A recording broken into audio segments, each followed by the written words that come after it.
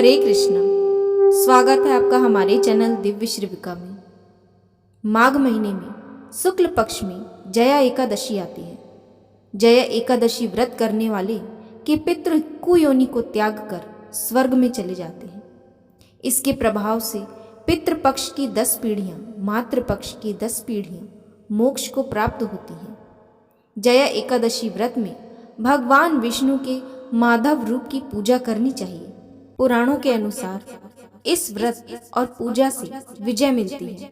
आइए जानते हैं साल 2024 में जया एकादशी कब मनाई जा रही है, इसकी पूजा मुहूर्त और व्रत पारण का समय क्या है, और वीडियो के अंत में जया एकादशी व्रत की कथा। इस साल जया एकादशी 20 फरवरी 2024 को पद्म पुराण और भविष्योत्तर पुराण दोनों में जया एकादशी के महत्व का उल्लेख मिलता है। स्वयं भगवान कृष्ण ने युधिष्ठिर को इस दिन का महत्व बताते हुए कहा था कि इस दिन का उपवास करने से व्यक्ति को ब्रह्म हत्या जैसे पापों से भी मुक्ति मिल जाती है।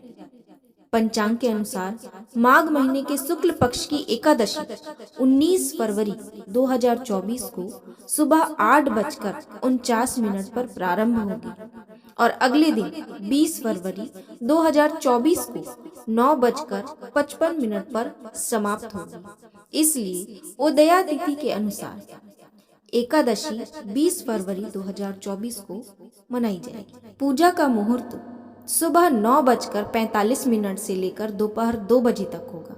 जया एकादशी का व्रत का पारण 21 फरवरी को सुबह 6:55 से सुबह 9:11 तक किया जाएगा। पारण तिथि के दिन द्वादशी समाप्त होने का समय सुबह 11:27 का होगा। इस साल इस एकादशी की सबसे खास बात यह है कि इस व्रत के दिन आयुष्मान योग के साथ त्रिपुष्कर योग और प्रीति योग भी बन रहा है।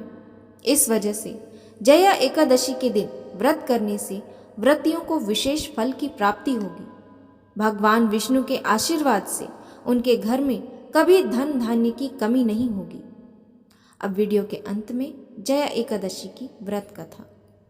भविष्योत्तर पुराण में भगवान श्री कृष्ण और महाराज युधिष्ठिर के संवाद में इस एकादशी का वर्णन आता है। युधिष्ठिर महाराज ने पूछा, हे जनार्दन, माघ मास के शुक्ल पक्ष की एकादशी का क्या संबोधन है? ये व्रत कैसे करें? किस देवता की पूजा करनी चाहिए? भगवान श्री कृष्ण कहते हैं, राजन सुनो, माघ मास के शुक्ल पक्ष की एकादशी को जया एकादशी कहते हैं।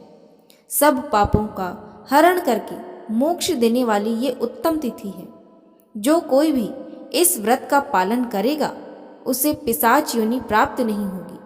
इसलिए प्रयत्न पूर्वक इस जया एकादशी का पालन करना चाहिए। प्राचीन काल में स्वर्ग में देवराज इंद्र का राज था। देवगण अप्सराओं के साथ पारिजात वृक्ष से सुशोभित नंदनवन में विहार कर रहे थे। 50 करोड़ गंधर्वों के नायक देवराज इंद्र ने अपनी इच्छा से वन में विहार करते हुए नृत्य का आयोजन किया था। गंधर्वों में प्रमुख पुष्पदंत, चित्रसेन और उसका पुत्र ये 3 थे। चित्रसेन की पत्नी का नाम मालिनी था। मालिनी और चित्रसेन की कन्या पुष्पवंती थी। पुष्पदंत गंधर्व का पुत्र माल्यवान था। माल्यवान पुष्पवंती के सौंदर्य पर मोहित हुआ था। ये दोनों भी इंद्र की प्रसन्नता के लिए नृत्य करने आए थे। ये दोनों भी अन्य अप्सराओं के साथ आनंद में गायन कर रहे थे, किंतु एक दूसरे पर अनुराग दृष्टि के कारण वे मोहित हो गए और उनका मन विचलित हो गया। इससे वे शुद्ध गायन नहीं कर सके। तभी ताल गलत तो कभी गायन गलत। इस बात से क्रोधित और अपमानित होकर इंद्र ने श्राप दिया, आप दोनों पतित हैं, मूर्ख हैं, तुम्हारा धिक्कार हो। मेरी आज्ञा भंग करने के फलस्वरूप आप पति पत्नी के रूप में पिशाच योनि में जन्म लेंगे। इंद्र से ऐसा श्राप मिलते ही दोनों बहुत दुखी हुए। हिमालय में जाकर पिशाच योनि को प्राप्त होकर भयंकर दुख भोगते रहते थे। शारीरिक पातक से प्राप्त हुई इस योनि से पीड़ित वे पर्वत की गुफा में भ्रमण कर रहे थे। एक दिन पिशाच पति ने अपनी पत्नी को पूछा, हमने ऐसा कौन सा पाप किया था जिसके लिए हमें ये योनि मिली है? नरक यातनाएं तो दुखदायक है, पर पिशाच योनि में भी दुख बहुत भयानक है। इसलिए पूर्ण प्रयत्न से इस पाप से छुटकारा प्राप्त करना चाहिए। दोनों चिंता में मग्न थे, किंतु भगवान की कृपा से उन्हें माघ महीने की एकादशी तिथि प्राप्त हुई। जया नाम से प्रसिद्ध इस तिथि में सब तिथि में उत्तम है। इस तिथि को उन्होंने अन्न ग्रहण नहीं किया, जल ग्रहण नहीं किया, किसी जीव की हत्या भी नहीं की और कोई फल भी नहीं खाया। दुख से व्याकुल सूर्यास्त तक वे बरगद के नीचे, वृक्ष के नीचे बैठे हुए थे।